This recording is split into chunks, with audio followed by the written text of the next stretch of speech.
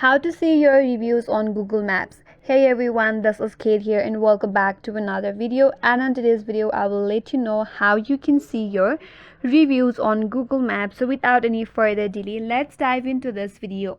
So first of all, launch the Google Maps in your device. So once you're on your Explore page, navigate to your profile at the top right corner. Once you're here, now tap on the option that says your profile.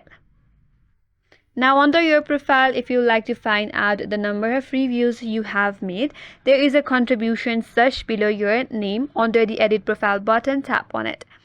If you scroll down here you have all of the number of contribution and there is an option for reviews. Next to the reviews, you will find the count of reviews that you have made in your Google Maps.